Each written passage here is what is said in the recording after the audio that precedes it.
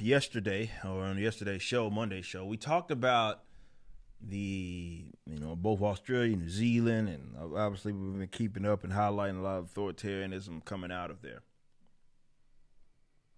But what I want to do here in this video is show you yet another example, and this was covered by, of course, The Guardian with this video, and how they feel about you, right? And how these leaders, both prime ministers, governors, around, like in those areas, that simply just are drunk on this fucking power. And I just want you to look at and listen to the content that they have for folks that have not done what they think that they should do, or rather what they want and demand that it is that they do. I'm going to show you an example of this, and you need to understand what it is that you're dealing with. So let's watch this just real quick and listen in.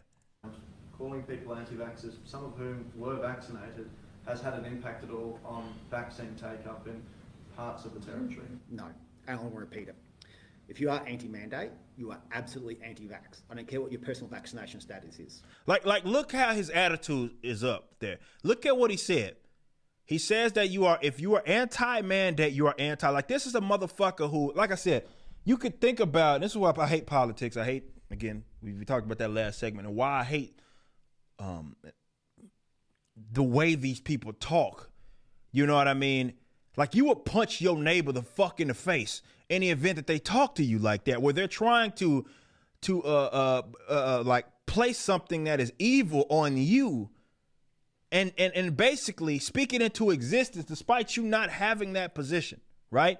It's fucked up, number one, but they think that they, of course, have this sort of right, if you will, to do that. What the fuck did these guys get off? If you support, champion, give a green light, give comfort to, support anybody who argues against the vaccine, you are an anti-vaxxer. Absolutely. Your personal vaccination status is utterly irrelevant. If you campaign against the mandate, if you campaign against people being vaccinated in vulnerable settings, teachers in classrooms, I'll be really clear. At that point in time, people were actually supporting the idea of a teacher being unvaccinated in a remote community classroom.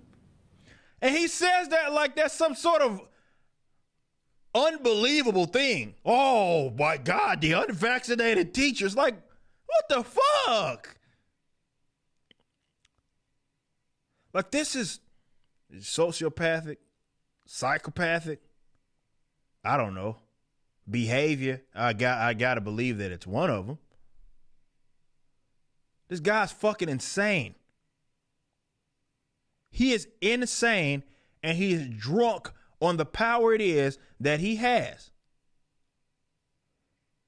And he is demanding, first of all, he's placing everybody that doesn't agree with him in a bad light. And it's like the reporter said, and this is why I told y'all they're coming after you too. Because the reporter specifically asked, like, dude, you're talking about people that are vaccinated as well, and you're still referring to them as anti-vax because maybe they disagree to the mandates or something of that nature. And he is trying to make it clear, and he's doing it with being very stern, and he has absolutely no problem painting you in the absolute fucking worst light because your vaccination status is irrelevant, like he says. So he's telling you that I'm going to call you that because I know there is negative connotation tied to the term.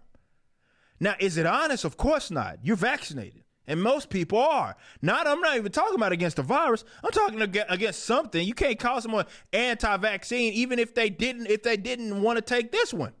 You can't just refer to them as that. This is why I've said this before. You're all anti-vaxxers according to these crackhead ass motherfuckers. It doesn't matter if you got it or you didn't got it. It's about it having, it's like the term racism, right? It's that it has a negative connotation on it, and they want to paint their enemies as these negative things, so it justifies, or they think that it does, it attempts to justify whatever bad behavior that they set forth.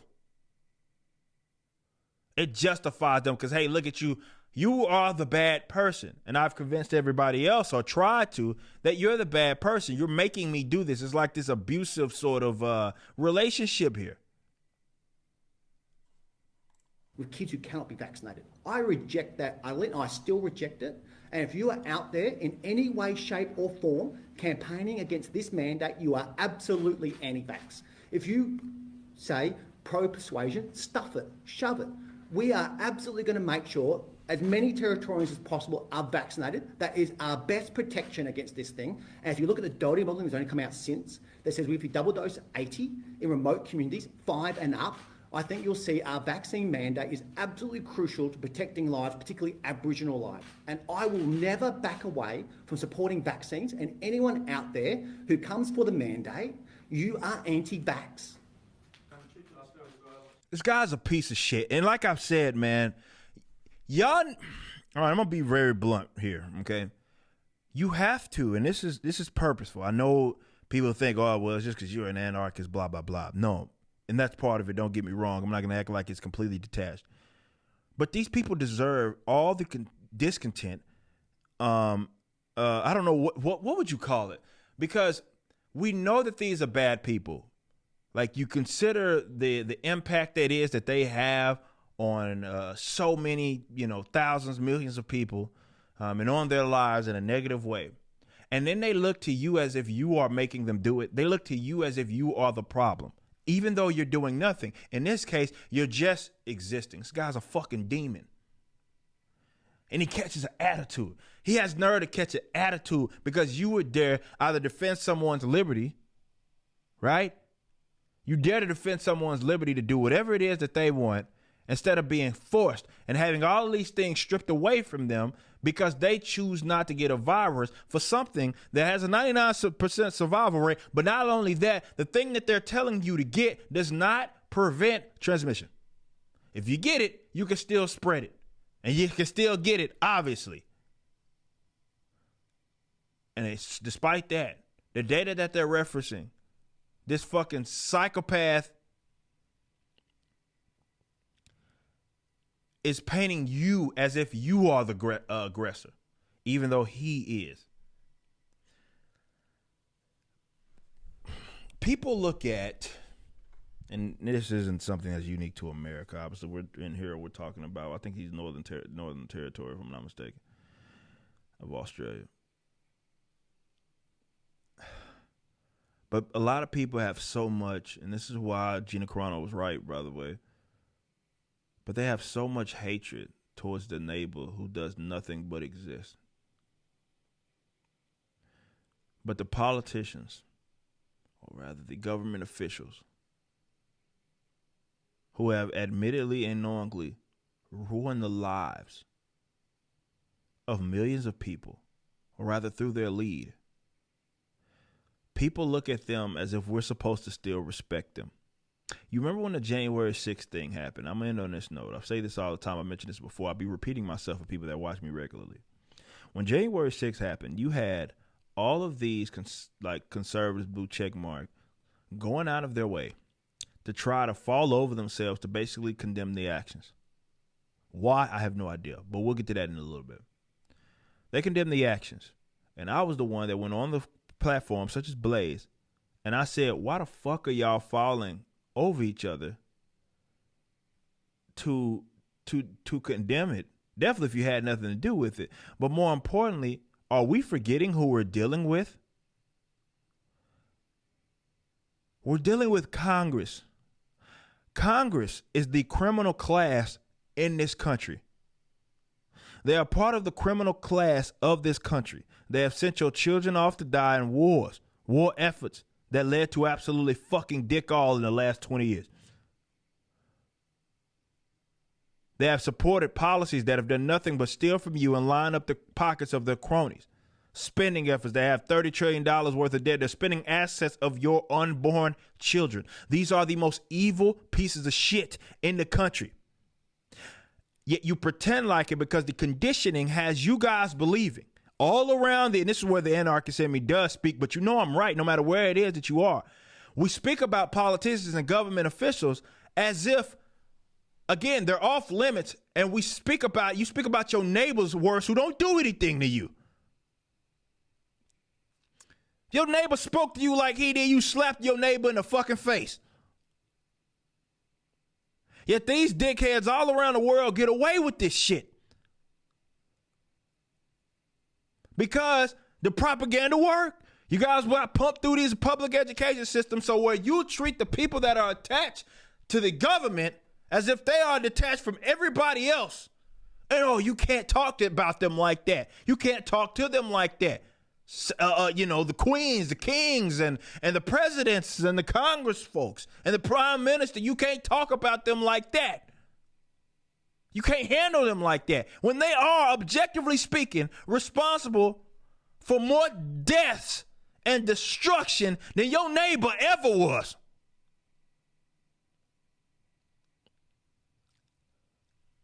This is why my goal, at least in America's case, is to delegitimize the authority figures in the eyes of the people, because that's when the change actually happens. Why is it when one of their handlers does something that is objectively wrong and you see a person, because you're conditioned, think about it, it's something so simple. When you see, for example, someone, let's say, that did nothing wrong, as in there's no victim, but let's say the handlers, the enforcement wing of the state comes and, let's say, is trying to kidnap this person, and that person decides to fight them off, what does your mind immediately go? Oh, he shouldn't have did that. Just followed the law. Or he should have just tried to fight it. If your mind immediately goes there, you've already fucking lost. And this is why I'm not saying that I would recommend that someone do that, because it may be an uphill battle. It's not that I would recommend them that they do it. It's more that I would never condemn someone for fighting off an act of aggression from the actual aggressors. But because a lot of people have been conditioned to believe this is the right way to do things, that's where their mind immediately goes. No matter how in the wrong that they are, right? No matter how in the wrong that they are, it's, well, you should have just listened to them or just listened to them. Whereas you would not say that if your neighbor used aggression upon someone and you fought them and you saw someone fought them off, you wouldn't do that, but you would do it with the politicians and the government officials and the guys that are tied to the state. That's because the propaganda worked. You see them in a different class than what you see the people that are right next to you. And unfortunately, these people have more power and are responsible for more destruction than your neighbor could ever be responsible for. And the minute people look at them like that, instead of like this pretty untouchable institution where we just have to go along with this shit, that's when it ends. But it will force a lot of people to stop being chicken shit and have to let go of, let's say, the propaganda that they've been beating their head over the course of however long that they've been alive. These guys are pieces of shit, and this is why I don't mince for words for these people. And sometimes folk think that it's shock value or something. No, I can objectively prove that these are the worst people in the world, and you can't argue against it. You can't. The difference is that when you see someone that doesn't have a badge, or you see someone that wasn't voted in or sworn in some position of office, you have no problem identifying them as a bad person if they're indeed a bad person. But once they do have those qualifiers, then you back off. And then we put up with so much. But that's what got us into this fucking situation. Your founders that you always parade around every July the fucking 4th. You always parade around as if they're this exceptional group of people went to fucking war for a lot less than what the fuck's taking place in your country right now. You just watched a clip from my podcast, For Canon's Sake. Catch us live at 12 p.m. throughout the week over at youtube.com/YoungRipper59 and follow us over at odyssey.com/@YoungRipper59. If you want to watch the entire video cast after the show is over, just be sure to become a member on the YouTube channel. Of course, the full audio portion of the podcast is available for free on all major digital platforms, or just visit forcanonsake.com psychopaths.com.